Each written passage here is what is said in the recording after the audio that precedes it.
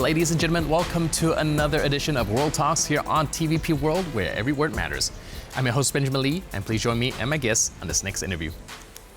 Now, the renewed interest in Greenland's geopolitical significance is making waves. U.S. President-elect Donald Trump's suggestion of bringing Greenland under American control has drawn both intrigue and controversy. Greenland's prime minister has emphasized the island's independence aspirations, but remains open to dialogue. With Arctic shipping routes expanding and global powers vying for influence, what's at stake in this unfolding narrative?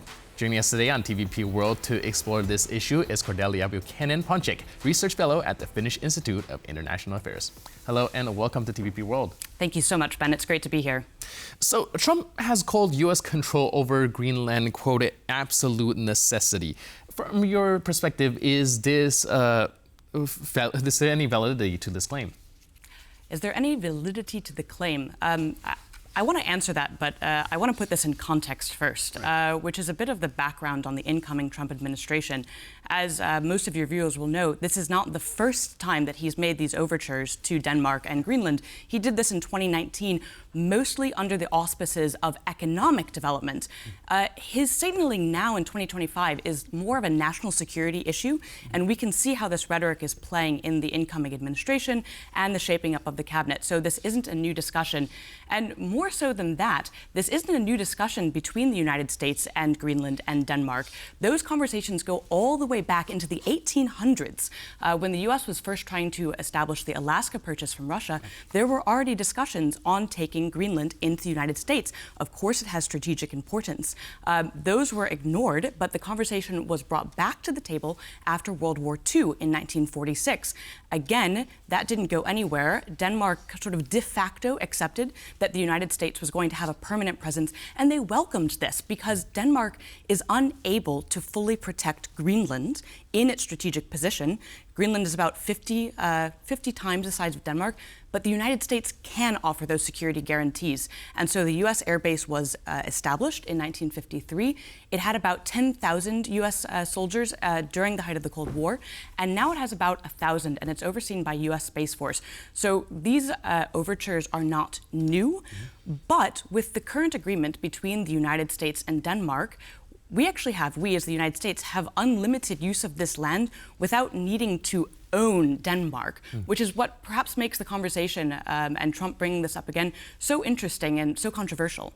Right, like you mentioned, the U.S. can have a military presence there, which it already does. So why suddenly this kind of feeling this need to own Greenland? Is it more actually going back to what you mentioned before on an economic aspect of things? We do know that there's more and more use of transit through this route. Do you think that's the real reason why perhaps the president-elect is looking at Greenland?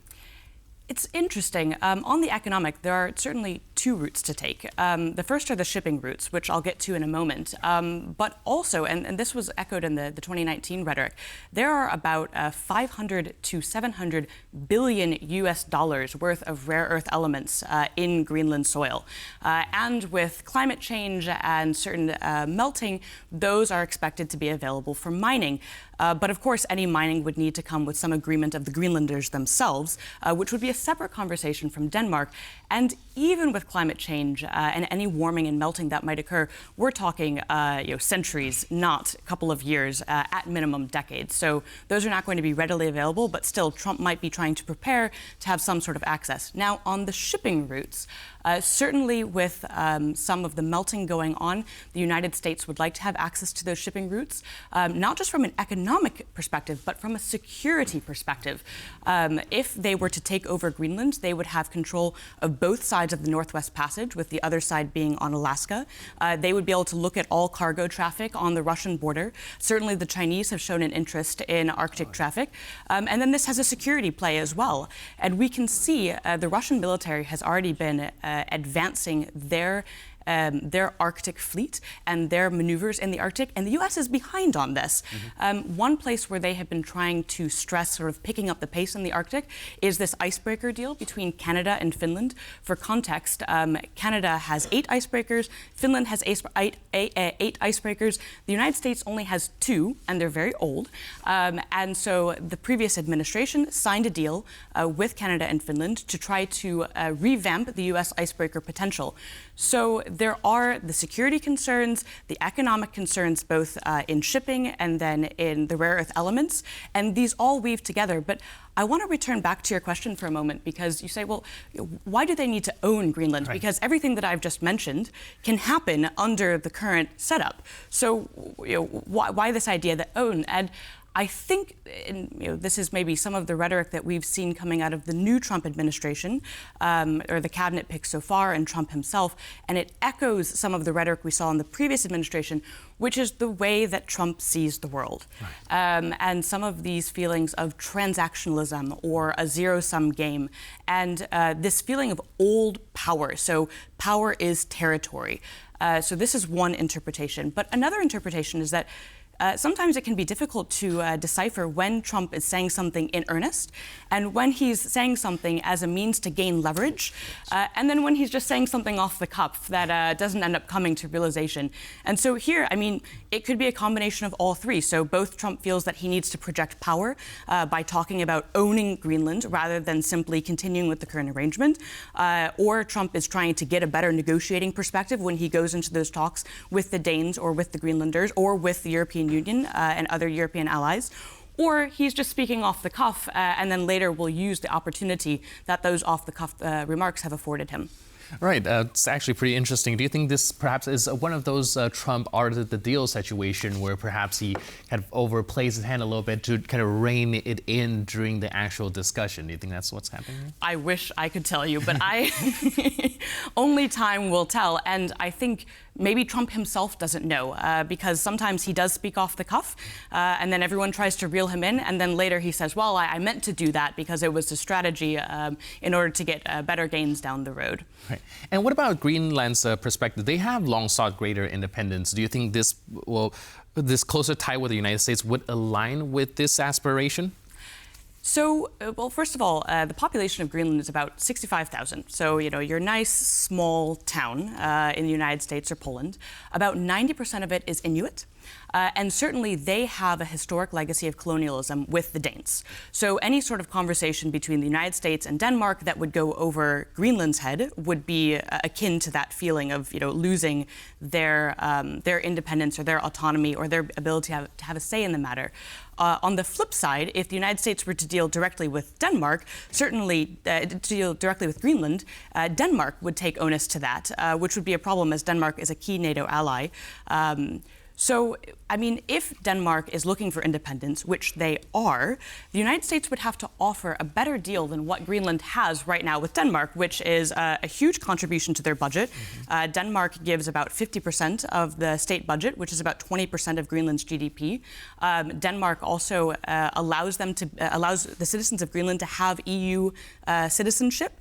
And they get exceptions to EU regulations on fishing and other key industries. So the United States would have to offer similar compensation, which they could probably do, but then they would have to also offer potentially some of these ties between the European Union, ties on key industries, ties on fishing, and give those guarantees to Greenlanders. And certainly no conversation is going on right now in Greenland on whether the United States should take them over or what independence under the United States, which sounds a bit of an oxymoron, would look like. Right. Yeah, like you mentioned, it's not just going in and slap a wad of cash and say Greenland is now ours. There's a lot of things that has to be sorted out before that. If that indeed becomes a reality, do you think that would be a net benefit for the United States, or perhaps just having troops stationed there for its security or even economic interest is perhaps good enough in a more perhaps economically viable way?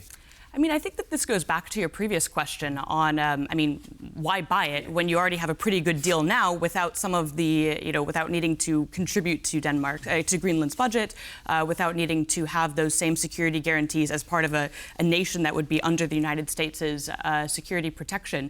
And then there's the question of how U.S. citizens would feel about this themselves. It's my understanding that something like this would require a 2/3 majority in Congress in order to pass.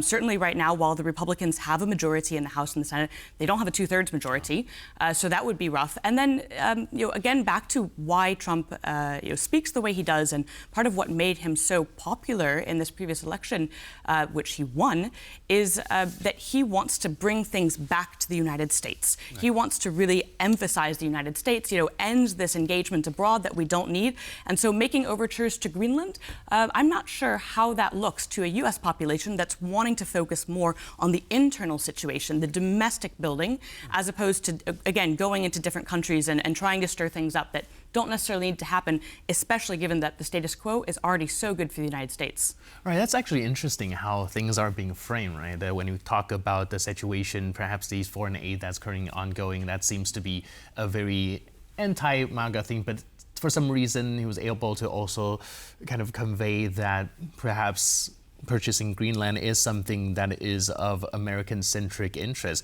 How is that going with the U.S. population? How is that being perceived? It's being perceived, a bit of a split response. Of course, people are a bit surprised. Some are a bit frustrated. And then I have to add that, this is happening during a really chaotic news cycle in the United States, with everything that's happening with the Los Angeles fires and other natural disasters, things happening in other parts of the world, the Nippon steel deal with Japan.